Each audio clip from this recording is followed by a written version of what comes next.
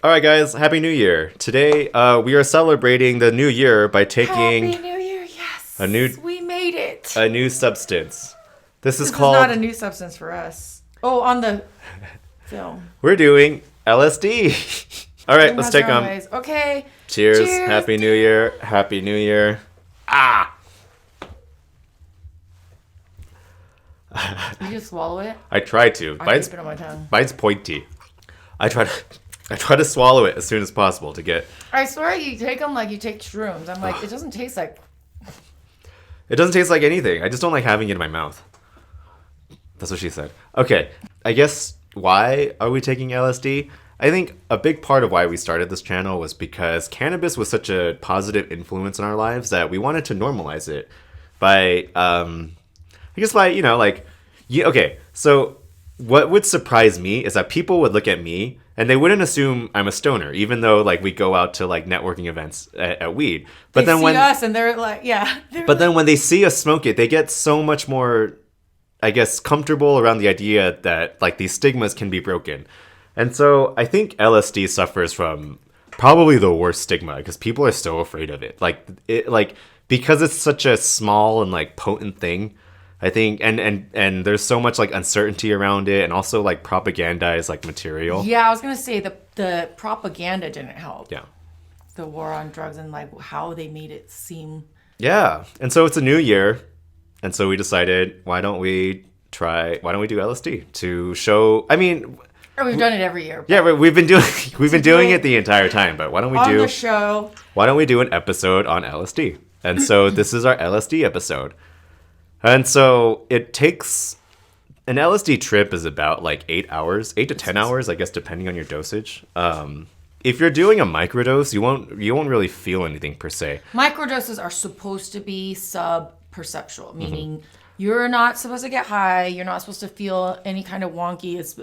And that's why you're supposed to journal with the microdoses because it's supposed to like subtly help you if you're using it for therapy or whatnot. But, and there's like a regimen, like you do a day on, you do a couple days off. There's actually a really good Reply All episode. I think it's like Godspeed You Goodman or something, where one of the hosts actually does the microdosing regimen, but then but then one time LSD he takes or LSD. Mushrooms? Oh, okay. He puts it in like a water bottle and he doses it by drinking the water bottle. But one day he like takes just a little too much, and so you're not supposed to feel the microdose. But then he felt it. Yeah, he felt like the auditory effects and like the visual effects, and he said like it seemed like he had a really good time. It's supposed to alter your sensory input a little bit, and so yeah, it lasts probably like the tripping portion. If you take a big dose, probably like 4 to 6 hours, and so it's like it's a long ride. Yeah, I think that's what it, and that's why edibles is scary to some people because it's also a long ride. There's no getting off. But mushrooms is like half.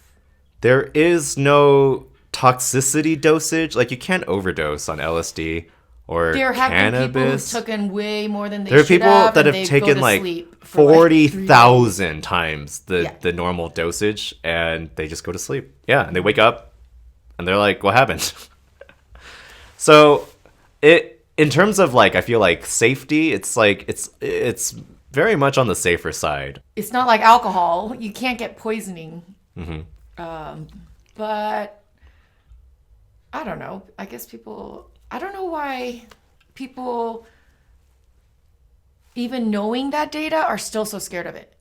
People in the medical field. We did a video on Vsauce, Michael, taking ayahuasca, and he wanted to talk. They brought along a researcher to like watch him trip and to like ask him like questions like before he started his dosage and then like during his dosage. For research. Right, he's a psychedelic researcher, and Michael, the patient, was like asking the researcher like, so what are your experiences like? And like the researcher was like, I can't talk about it. Like I can't say. And it's like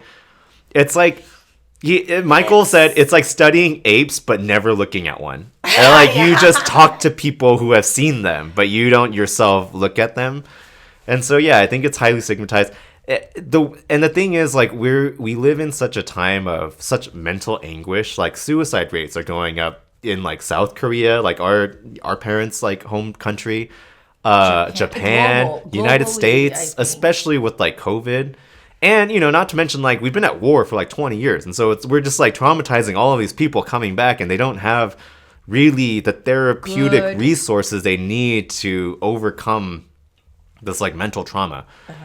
And so psychedelics, I feel like, are a real good resource for it. It is just like the fear of it, and like not knowing like people who have done it, or not even knowing people who are willing to talk about it.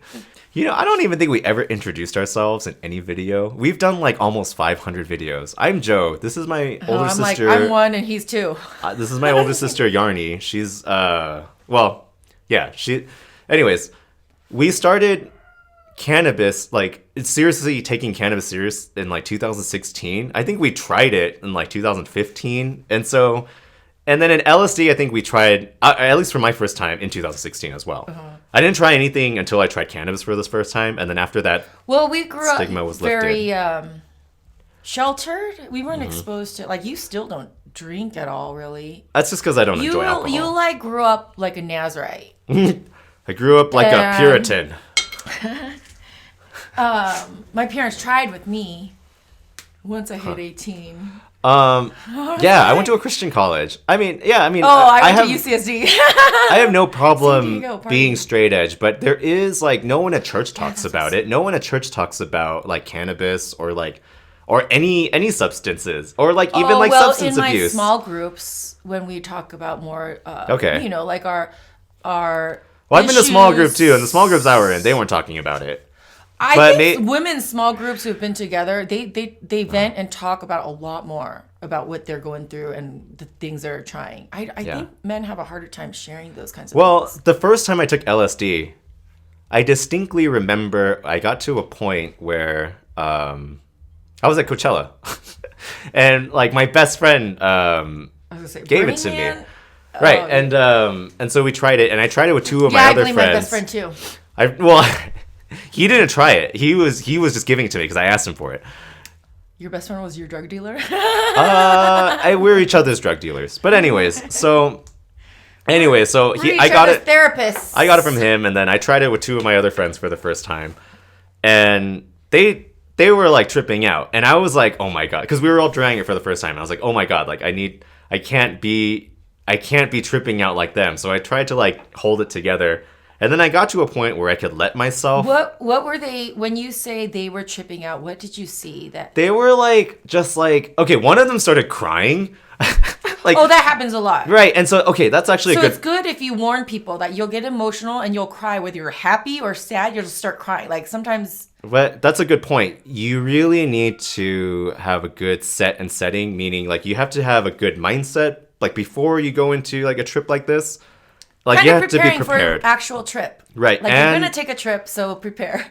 And you have to be in like the right setting. And so Coachella arguably can or is not the right setting for the first time because there's so much going on. Yeah, if you like you have a schedule, hard time with you have to eat, you have to make sure you have water, input. Like you have to make sure you go to the bathroom, and you know all of those things take like 30 minutes at least. But people take these so that they can enjoy the music and the things better. The crazy thing is I don't even remember any of the music.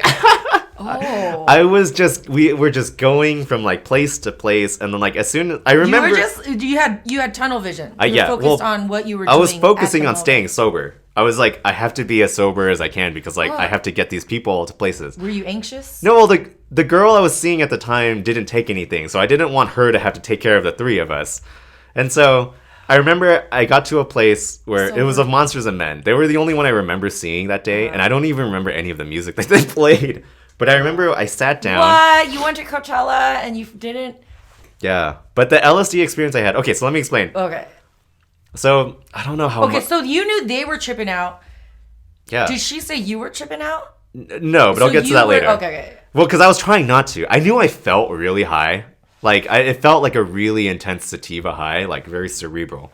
But I was like, if I just keep moving or, you know, you just keep like going, then like you'll be fine. Oh, but they were getting stuck. No, it's just like we all had to go. Like we all have to go together, like to the next place. I know, but you were saying that your friends were tripping out, and so I'm trying to figure out what that looked like because I'm like, the people I've they're just like, they're almost trip out. They almost look like toddlers. Like they're just like looking up. They have no sense of time. They have no sense of like. They just didn't give a crap. Well, because they're like, so drunk. enamored by like the stimulus. Like everything looks Oh, cool yeah. and like everything sounds cool. When we go camping, you have to be careful if anyone gets stuck in the bathroom because they're like staring at the wall. Like, I mean, that's any time. You gotta or get the worried spiders, people get stuck in this bathroom. or the trees. So I got to Of Monsters and Men, and I was finally able to like sit down. And then like I closed my eyes, and it's loud, right? It's a concert. But then when I closed my eyes, it was completely Quiet? white and it was completely quiet. It felt like, it was like purgatory. It messes the input. It's like that scene in Harry Potter where like Harry Potter like dies or something, and then he's in that white room and that weird little baby's in the corner. The train station. No, It was like Afterlife. Yeah, And the then Afterlife. Yeah. Dumbledore shows up, and that dead. Ugly, It was like weird that. thing. But then when I opened my eyes, I'm back. Like it's like And then everything- Of Monsters and yeah. Men. Everything comes back through my ears. That's and, a good trip because then you can shut it out. Some people can't shut out. It was noise. incredible. I've never had that experience again after either. Anyways. Yeah. So during this time, I was able to I was like, oh, that's really cool. So I closed my eyes, and I wanted to see how far I could get in that space. With your eyes closed? Yes. Oh, you because I'm in that walking? space. No. okay, We're sitting at a Monsters and Men, and so yeah. I closed my eyes and I wanted to see how far I can get in this space that was like completely Your quiet and little white. rabbit hole. Right. Eventually, it felt like I was in space. Like it looked like I was in space too. Eventually, the white kind of like faded What do you away. imagine space would be like? No, it looked like I really felt like I was watching stuff like float in space, and I would see these objects, and a guy that Like this behind us? like this, but way darker. Oh, Not you as didn't see bright. the colors. Yeah, it does look like just the black, background. That's actually massive probably vacuum. why. No, honestly, I think this is why our show is space themed. Just because of that experience I had. It was just like it felt like I was in outer Out in space. space. And then I think there's terminology for this. Right. Like, And so I distinctly remember there was an image of my mind of all of like the assumptions I have made in my life. Whether it's like I'm like a Christian, so like I should behave this way, or like I'm a Korean American. I need and labels. Things, structures you've been Like following. I'm a man, so like this is what like that identity looks like to me. What you've defined it as, or Right. the world has defined for you. Yes, basically everything that you felt like you have to shoulder to like to function as like a normal Whatever made member you of you. society. Yes. The labels you took on. And this that is what I made- yeah. think they call ego death. I just saw all of it crumble. Like it just all Yeah. Like like- none of it's really basically. there. And Like, and in that couldn't moment, wipe away and change any of that. I remember thinking like in that moment like, "Oh, cool." And then like there was like a panic where it was like, "Wait a Who second." am I? Yeah, I've lost like, myself. Now I'm nobody. basically it's like, "Wait, how do I put this all together?" And then eventually it was like You get to rebuild it the way you want. kind of. I got to Pieces rebuild you it. don't like, you can get rid of them now. I guess that's what I realized. It's like you can be whatever you want to be. You don't have to necessarily follow Be the stuck assumption that by you've always those, had. You can watch it crumble and you can pick up the pieces and build it again. And you're still you.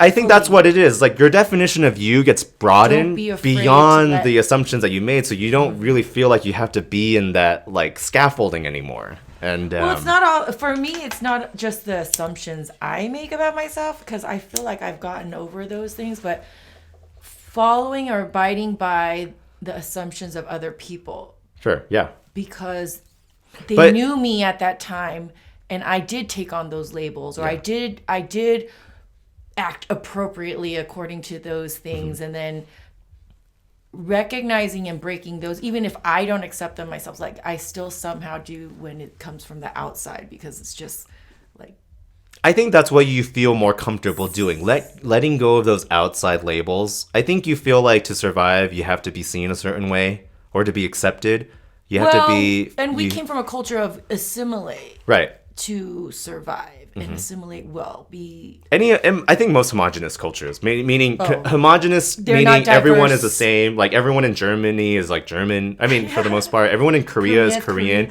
But everyone in America, it's like they're It's a different. hodgepodge. Yeah, which so makes there's. us awesome. But yeah, I think with homogenous societies, especially like with Japan and Korea, like there is a lot more cultural and social pressure to fit in and assimilate. Like you don't Because really. most people do. When you look at them, you're like, oh, that is. Yeah.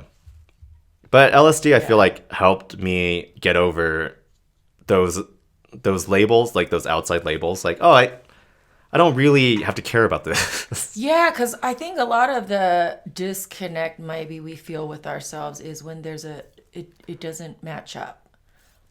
The things we felt like. Well, do you have a LSD experience I mean, I don't know what your real LSD experience were. Like, so unlike you, I wasn't like, well, when I went to college, I took a abnormal psych class, and then I took a drug class, and it was an upper level class, and the professor was awesome.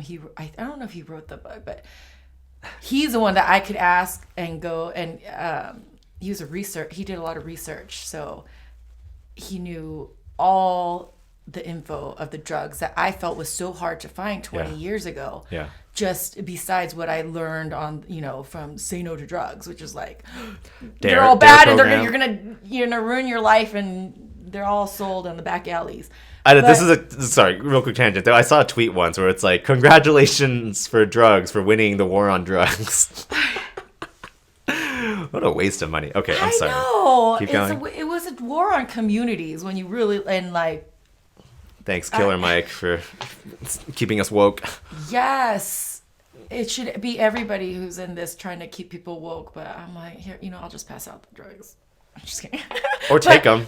Yeah, I'll take them and show people. See, it's not all that bad. Okay, so I'm sorry, you were saying, yeah. So when I tried it though, okay, the first time I tried weed, I threw up and everything. You heard I like greened out. It was like homegrown, indoor. Yeah, so what happened the first time you tried LSD? So the LSD, I was expecting kind of something crazy like that. I'm like, it's in the same, and everyone says it's a psychedelic and it's way stronger or whatever. I think I was so preoccupied with trying to like see or feel what everybody was that, and I took a regular dose. And if you're that preoccupied and you're at a concert or whatever, you can easily just not feel anything. Yeah. Same with mushrooms. Mm-hmm. So when I first tried those things, I was like, it didn't do anything. I didn't. And then I didn't try it until much, like you said, 2016, 2017, when we started, like, after I tried the cannabis business and I was looking at, like, I was like, wow, there is actual medical benefits. And what other, because they're all, Schedule 1, all the psychedelics. Mm-hmm.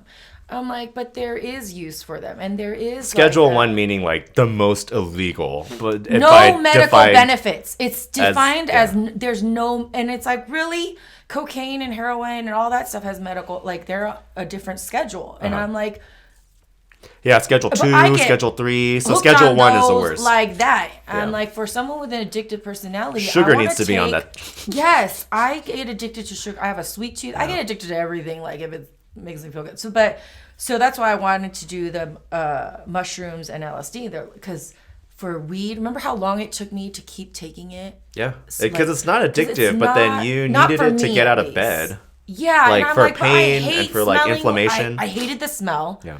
I'm like, I don't like smelling like weed everywhere. No, but then what was your experience with, like, did you have any significant experience with, like, LSD?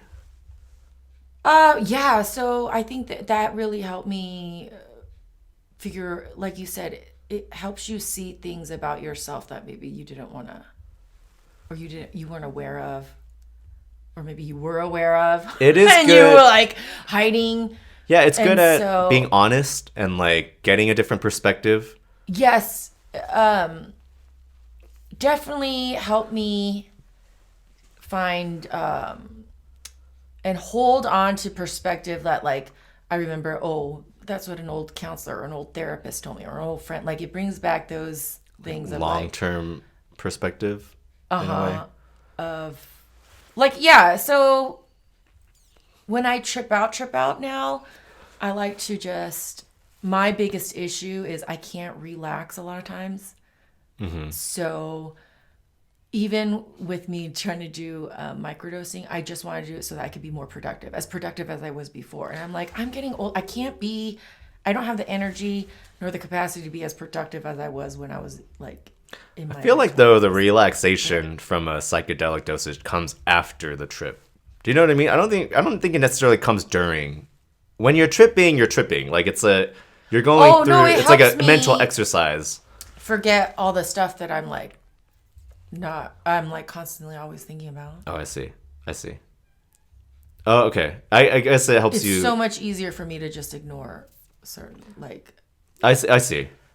Yeah, it's like like when you have kids and they're in school, like this whole year was like chaotic. I'm like, I'm not a teacher by any like, how long can we survive? And and you're always thinking, oh my gosh, are they going to be not educated enough? And which is like, that's ridiculous. yeah, It's not, they're already way ahead of me when I was their age, just because they have the internet. That worry as a parent or as a mom is there, and it's like that's something you can't shed. You can't get rid of your kids when you're a parent, and so those long-term kind of labels or responsibilities, it's hard to relax from when they're like always there. And so when I get to trip out now, if I trip out like recreationally, it's more like, okay, I need just that space and time away to not be burdened by all those things. Yeah. Which You know what like a muscle knot is? It's like when it's like constantly flexing and you have to like go and like massage it out.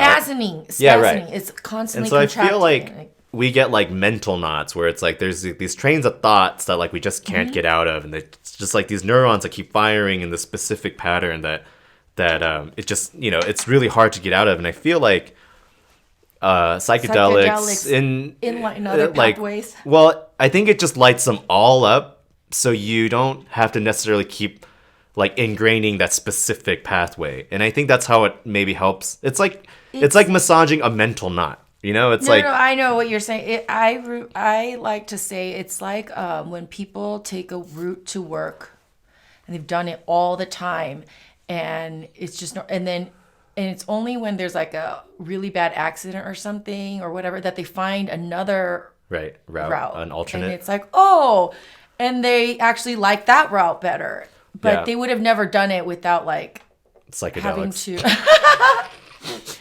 the LSD. Yeah. It's like to lighten other paths, because you're like, I can just take this path. This path always works. Just take it. And it's like a habit. And then I think, Yeah. Well, okay. So going back to what you said, where you asked if the person I was with could tell that I was tripping because, and that's why I'm glad we're filming this. Yeah. I'm like, people are always like, wait, you took what? I know. So at the end of like, I'm tripping balls right now, and they're like, yeah. So we took our LSD like, I don't know, probably before lunch, because I remember they were looking at their money and it was like melting, and I had to like take all their money from them and give it to the girl I was seeing so she can go buy them lunch. Like a bunch of kids. Right. Yeah. And so it was nighttime now, and so it was after the most intense part of the trip. And she asked me, she was like, were you tripping? Because your friends were tripping pretty hard, but you seemed fine. And I remember distinctly like responding like, yeah, I think my life changed. And now looking back, my life's about to change. Well, now looking back, now that I have like, I don't know, 4 years since that experience, I can definitely see that, like, I feel like LSD gave me the perspective of time where I could make better long-term decisions, instead of just like focusing so much on like the present, like, And so I feel like 4 years later, I've definitely, like, it's definitely shaped my life for the better, and it impacted me like so significantly that like I can like talk about it and like take it like on a video and like be comfortable normalizing it, because I've witnessed the positive effects like on myself and others, like, and on you. Yeah, I've never seen any of the like crazy negative effects I've been told about, and I already know that that's a lot of propaganda. Well, there is. If you have like schizophrenia or like an underlying psychosis, what do they call those kind of disorders? Psychiatric psychosis. Yeah, but it's not. It could like propel that process. Oh yeah, I always tell people to be careful, because cannabis actually, certain strains will increase my anxiety. I think, right. I get paranoid, and it's like, that's not fun. So so other people were like, oh no, it's anti-anxiety. It's, And you're like, you don't know what you strain have to, it is, or what cannabinoid is like causing it. Which is why I'm like, this is why people should just try it. And Yeah, like at least a lower microdose. doses Yes. or whatever. You don't need to drink a whole, I don't know, a whole handle of whatever. I'm not good at alcohol analogies because I don't know alcohol. You don't even know how much. What's a I handle? I poured one shot, and you're like, you're gonna drink all that. It was all tequila. It looked huge. It looked like a lot. I don't know. Tequila to me is really strong. That's because both But yeah, you so and you can Chance start- and Nana, all my siblings. So if we get drinks, I love going out with them because they'll just like take a tiny sip Yeah, and like, and then they'll give it to me. I'm like, yeah. I just don't like. Yeah, I don't like the feeling of alcohol. Like, but weed, I felt like as soon as I smoked it, I was like, oh yeah, this is cool. Like, why did I wait until I was 26? I feel like there's people whose endocannabinoid system. Uh-huh. Reacts very well with weed from the get-go. And So really quick, an and I feel endocannabinoid like- system, which all vertebrates have, is like the system that the cannabinoids from cannabis attach onto. Not all people are vertebrates. Mitch McConnell. But yeah, so that's what when we talk about the endocannabinoid system, it's like a human system that actually absorbs cannabinoids from cannabis. So very cool. Did we evolve from the plant? Maybe. Who knows? I say we came on the same ship mushrooms came from. Maybe. Maybe mushrooms and cannabis came from the same ship. They're both wonder plants. And cilantro. Just kidding. Why cilantro? I don't know. I was just trying to put another one in there. It couldn't have just been those two. Like, what else are we missing out on? These are just the funds that we figured out. Mushrooms is like covers so much. No, I know, but what else? Like, we haven't smoked every plant, you know. There could be, there could be something way better. Find. But I mean, it's just crazy that all different cultures and different geographical locations have come up with